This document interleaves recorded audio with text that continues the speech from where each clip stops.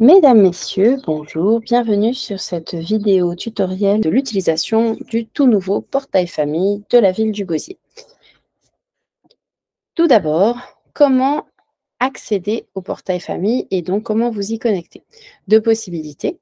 Soit vous vous rendez sur le site de la ville du Gosier, www.villedugosier.fr. Vous pouvez, en descendant, accéder donc au portail famille par ici. Et également, si vous naviguez déjà sur le site du portail famille, cliquez ici et vous rejoignez le portail famille. Autre possibilité, vous allez enregistrer l'adresse URL si vous êtes déjà connecté, vous allez en prendre note si vous voulez y accéder directement. Et donc, c'est www.villedugosier.portail-du6 famille avec un s.app à 2p. Une fois cette étape réalisée, vous devez vous connecter à votre compte. Alors, là encore, vous avez deux possibilités. Soit vous êtes déjà inscrit, ou plutôt vos enfants étaient déjà inscrits au service scolaire, périscolaire de la ville du Gosier. Donc, il s'agit d'une réinscription. Dans ce cas, en principe, vous avez reçu vos identifiants par mail. Ils vous ont été normalement transmis par le service en charge de ces inscriptions. Si ce n'est pas le cas, n'hésitez pas à adresser un mail à l'adresse officielle de la ville, courrier@villedugosier.fr, courrier au singulier. Si c'est une nouvelle inscription, que donc vous n'avez jamais eu de compte sur le précédent portail famille, vous pouvez créer votre compte. Voilà. Donc, on vous demandera bien sûr un identifiant de connexion. On renseigne son mail principal. Et on demande un mot de passe. Nous vous incitons à vous en référer aux recommandations de la CNIL pour définir des mots de passe sécurisés.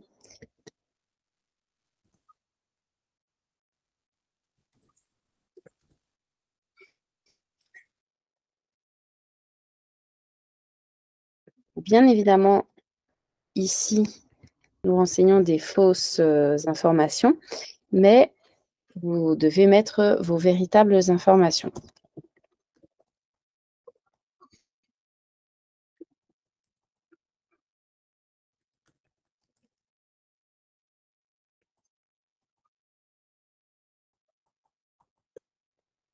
Vous faites suivant.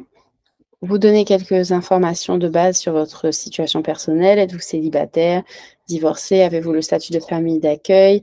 Êtes-vous marié, pacsé, séparé, en union maritale, veuf, etc. Donc, on va mettre hypothèse pacsé. Une date de naissance, donc qui est la vôtre, bien évidemment. On n'est pas encore sur l'inscription des enfants. Admettons que nous soyons de 1981, janvier. Hop. Lieu de naissance. Alors, le lieu n'est pas obligatoire. En revanche, ici, vous mettez les 3 premiers chiffres du département de naissance. Ensuite, le régime. Donc, selon qu'on est au régime général, la CAF ou la MSA, donc on peut mettre autre. Suivant, une profession. Ici, mettons que nous sommes allez, techniciens. Catégorie socio-professionnelle. On peut mettre employé du secteur privé ou public, hein, bien évidemment, selon votre cas. Employeur test. Donc, une adresse test.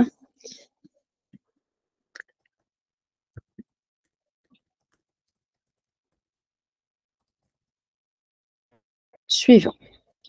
Alors, ici, point très important, nous arrivons à une étape de validation. Il y a donc besoin de cocher cette case pour valider. Et voilà, donc le compte est créé. Petite précision importante, vous devrez valider sur votre mail la création du compte. Sinon, bien que lors de la première connexion, vous puissiez y avoir accès, le compte risque de ne pas être confirmé. Donc, vous ne pourrez pas bénéficier des services. Donc, très important de vérifier vos mails et notamment vos spams pour pouvoir accéder à tous vos services en ligne et notamment donc aux services d'inscription scolaire, périscolaire. Votre espace personnel maintenant. Donc sur votre espace personnel, vous avez des éléments, qui figurent déjà, notamment ceux que vous avez renseignés pour la création du compte et que vous pouvez toujours, compléter, mettre à jour en cas de changement, d'évolution de situation ou si vous n'aviez pas tout renseigné puisque tout n'était pas obligatoire lors de la création du compte. Vous avez la possibilité de renseigner les informations relatives à votre foyer, notamment si vous êtes, en couple, donc mettre, ou s'il y a d'autres responsables, légaux des enfants, donc les désigner, modifier votre adresse et ajouter toute information complémentaire utile. On peut toujours revenir sur le compte en revenant sur le fil d'Ariane, c'est cet élément-là. Vous avez bien évidemment la possibilité de renseigner donc un ou plusieurs enfants selon votre situation, donc avec toutes les informations utiles. Et comme pour la création du compte, vous aurez une étape de validation, vous aurez coché une case indiquant que vous avez pris connaissance des conditions d'utilisation.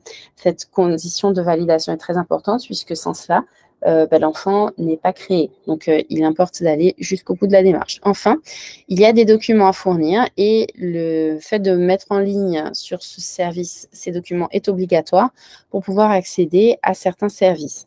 Donc, vous verrez ici, tout est précisé, hein, ce qui est obligatoire. Donc là, en l'occurrence, la copie du livret de famille, les justificatifs de domicile de moins de 3 mois, les attestations diverses pour les droits sociaux.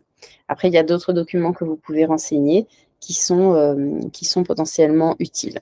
Nous revenons donc à la page Mon compte. À terme, lorsque vous aurez vos factures qui seront disponibles, vous pourrez les retrouver ici sur cet espace. Et c'est au moyen de ces modules que vous pourrez réaliser vos préinscriptions crèche, inscriptions scolaires, édition. Ici, vous avez un service qui est grisé parce que le compte n'est pas complètement validé puisqu'il s'agit d'un compte de test. Mais nous allons voir sur la présentation comment cela fonctionne. Donc, le service de réservation non planning n'est accessible que si vous avez complété les formulaires et documents nécessaires. Donc, une fois que ce sera fait, vous y aurez accès et ce ne sera plus grisé comme c'était le cas. Donc, quand vous serez dessus, vous aurez la possibilité, donc vous aurez une vue calendrier, vous aurez la possibilité de cliquer sur le bouton Ajouter afin d'effectuer une réservation. Et dans le cas où vous aurez déjà utilisé ce service, vous aurez bien évidemment accès à un historique pour voir tout ce qui a déjà été réservé. Par la suite, donc, vous avez toutes les options d'affichage qui vous permettent de personnaliser la présentation. Donc, on aura différentes possibilités et puis vous pourrez bien évidemment cocher, décocher en fonction de vos préférences. Donc, l'historique se présente comme ceci, avec le référent, avec l'état de la réservation et bien évidemment la prestation qui a été réservée. Pour ajouter une demande de réservation, donc on doit choisir l'enfant concerné pour le cas où il y a plusieurs enfants. Donc, il y a un menu déroulant qui vous permet de bien identifier celui pour lequel vous souhaitez effectuer la réservation du service.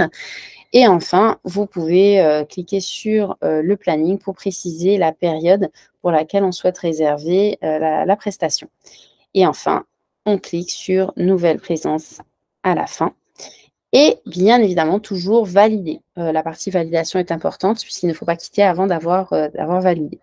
On peut également faire plusieurs réservations similaires grâce au service, au mode recopie, qui vous permettra d'aller sur la semaine précédente, la semaine suivante, etc., afin de réaliser plus facilement cette démarche.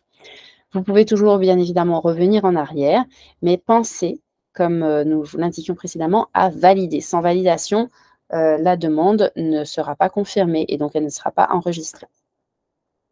Enfin, vous pouvez évidemment annuler une demande. Une fois que celle-ci a été validée, vous avez le bouton annuler qui apparaît en rouge et vous pouvez préciser s'il y a plusieurs périodes réservées, s'il s'agit uniquement de cette demande ou si la demande porte sur plus de jours. Voilà, cette présentation rapide est terminée. Sachez que si vous avez la moindre question autour du portail famille, vous pouvez nous contacter sur courrier@villedugosier.fr et adresser votre question au service de la ville. Merci de votre attention et bonne utilisation dans le cadre du portail famille.